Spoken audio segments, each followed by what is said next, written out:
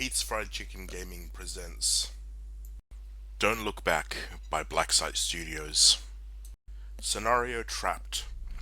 One of my four characters, Dr. Grange, got herself caught in a bear trap while fooling around on the Woodman's property, the old abandoned summer camp. She had been trying to refute claims of a maniac squatter living and stalking those who enter his land as an urban legend. However, she stepped into an old bear trap and was stuck and could barely walk. Her students, Chisaki, Max, and Rachel Newton were coming by the abandoned camp, Rachel planning to document everything she saw. This could be the Northwoods' answer to the Blair Witch case. Unfortunately for them, the woodsman is real, and he's out hunting. The cast: Chisaki O, Rachel Newton, Max the Abs, and Dr. Grange. The killer, the woodsman, with mundane visage, stalking MO, violent and patient. Traits. Table setup. Dr. Grange starts trapped in the center of the top left quadrant, and the other cast deploys within 6 inches of the opposite corner. 4 fright tokens are deployed in the center of each quadrant. The area is littered with all manner of old traps, and when a character takes a second move action, they must first roll a die 20, and on a 15 plus they fall over and take 2 wounds from an old trap. The game lasts for 12 turns, and to win you must reach the trapped character, free them with a -5 to awareness check, and then get them off the starting quadrant. "Let's go find Dr. Grange," says Chisako. "And I'm filming everything," says Rachel Newton.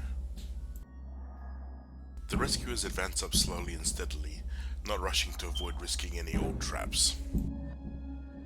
Rounding the corner of the old camp's dining hall, Chisaki is the first to spot Dr. Grange. Max follows up in her stead, but Rachel tries to illuminate a shadow that is lurking nearby, only to expose the stalking killer himself. Dr. Grange has not been idle all this time. She used her trained psychologist's mind to shoo away the fears of nearby shadows, and even found an old cell phone that still worked.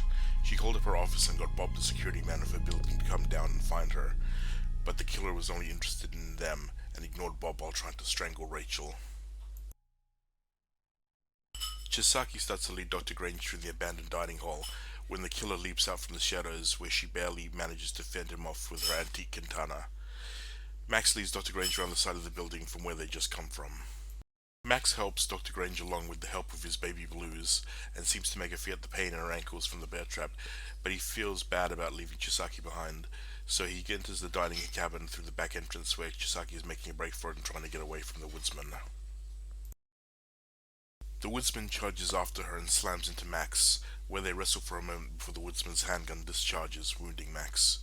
Meanwhile, Rachel is outside watching Dr. Grange hurry along and is still filming everything. Max and Chisaki have both been shot and are struggling to get away from the woodsman. Rachel helps Dr. Grange along to the shouts from Max for her to put down her damn camera and help them. It is turn 10 now, only 2 more turns remaining. The cast decides to risk it and runs for it, seeing the escape route is clear as daylight. Max leads the way, but unfortunately steps into an old trap where he collapses immediately, as Chisaki, Rachel, and Dr. Grange make it past him onto safety. The killer might have stepped on an old trap too, because he is limping after them and they're gaining distance on him.